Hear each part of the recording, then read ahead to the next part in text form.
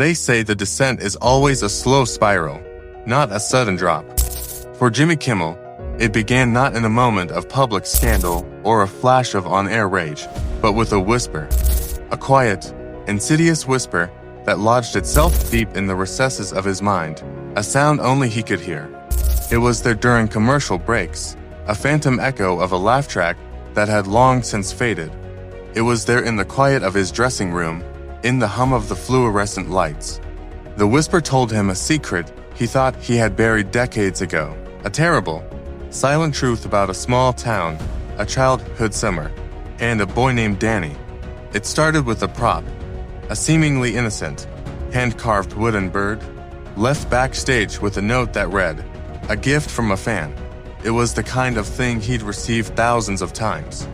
But this bird's wings were chipped in a specific, jagged pattern, a pattern that mirrored a crack in the pavement of a small street he once lived on.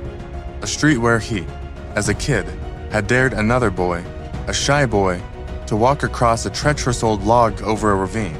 A dare that went wrong, a dare that no one knew about.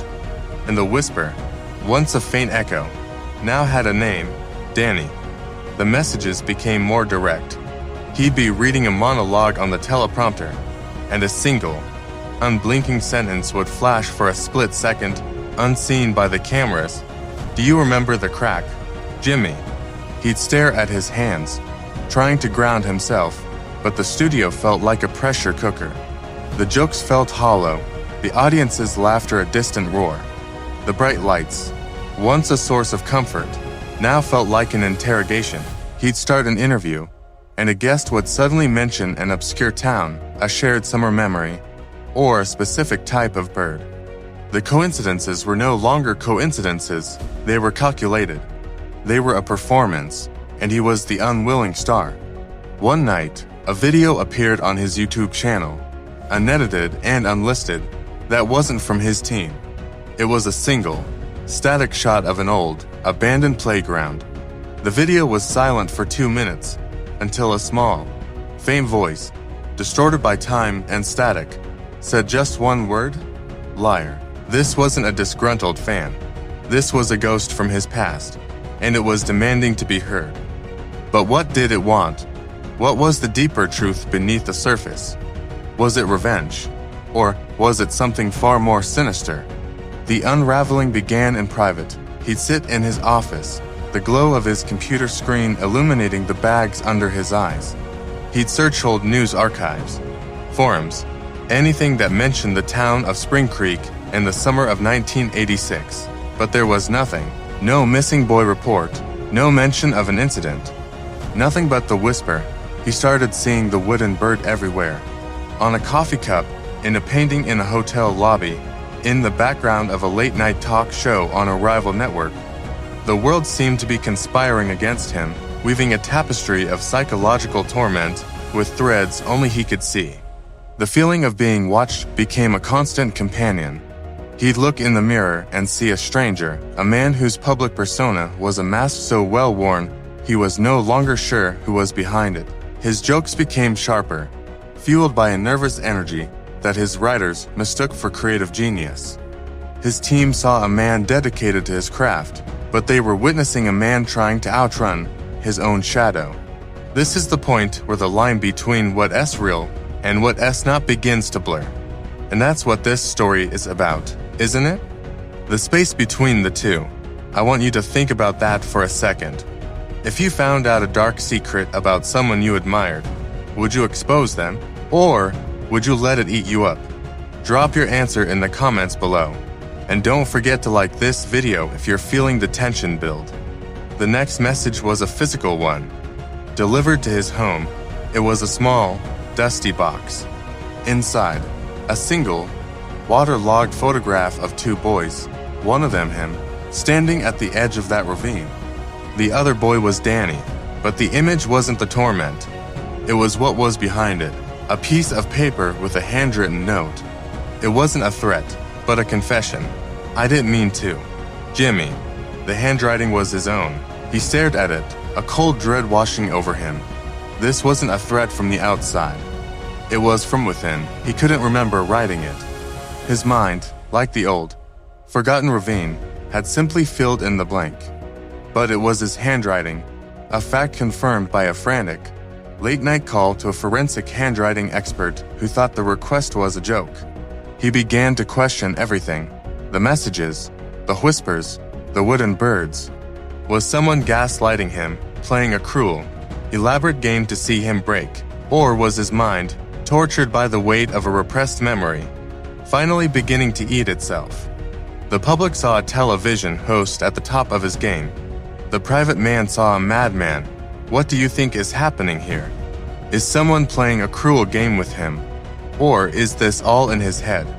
Let me know your theories in the comments section, and be sure to share this story with a friend who loves a good mystery. The narrative began to fracture. He'd be in the middle of a joke, and a different memory would flash. He'd hear Danny's voice, clear and loud, in the middle of a monologue. Why didn't you tell them, Jimmy?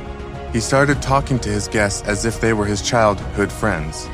The show's producers, at first concerned, thought he was just experimenting with a new, unscripted persona. The audience loved the raw, unpredictable energy. They didn't see the terror in his eyes. They saw authenticity, the very thing he had lost. One night, he stood in front of his audience, the lights burning into his retinas. He felt the familiar whisper, the pressure, the weight of the cameras. He was about to tell a joke, but a different truth came out instead. His mouth opened, and he began to talk about the ravine, about the dare, about the slip, about the boy he had watched fall. His voice was hoarse and broken. The audience, at first confused, began to grow silent. The producers scrambled, cutting to commercial break. But he kept talking, screaming, begging for forgiveness.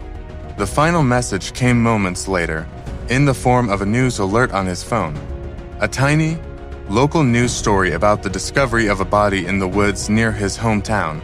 The police report, decades later, was a grim, stark thing. It confirmed the story he had just told his audience. The boy was real. The fall was real. But the rest of the message, the part that was so carefully hidden, was the twist that shattered everything. The body wasn't Danny's. It was the body of an older man. An adult who had witnessed the incident. An adult who had left a note with a single confession: I couldn't live with the silence. The whisper wasn't a ghost. It wasn't a stalker. It wasn't a forgotten memory. It was the crushing guilt of an accomplice who had helped him keep the secret. And it was all a test.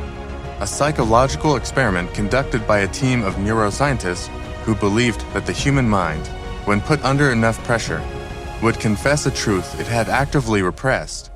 The wooden bird, the messages, the subtle psychological triggers, they were all part of a controlled study, designed to see if he would confess. They had been manipulating him, using his past to see what would happen. And he, on live television, had broken. The horror wasn't in the secret itself, but in the fact that he had been so easily manipulated. The monster wasn't a ghost in the shadows or a vengeful enemy. The monster was the part of his own mind that would crumble under pressure, the part that would conjure a dead boy out of thin air just to justify a truth he didn't want to face. The real horror was his own mind, a dark, unexplored abyss that was far more terrifying than any external threat. He was back on his show a week later, with a new, unnerving stillness. The producers had found a way to spin it as a performance art piece, a grand, theatrical confession. The audience bought it. He was more popular than ever. He was a symbol of vulnerability, of honesty. But behind the mask, in the silence of his dressing room, he saw the wooden bird perched on his desk. It was a new one, placed there by his team. And this time, it felt less like a prop and more like a warning. Remember this, the show never ends, the lights never go out. And somewhere, right now, a man who looks like Jimmy Kimmel is rehearsing lines that haven't yet been written. Maybe for tomorrow, maybe for tonight, maybe for you. Do you think Jimmy will be able to live a normal life after this? What do you think the future holds for him? Let me know your thoughts in the comments, and subscribe to our channel to be the first to know about more psychological deep dives like this one.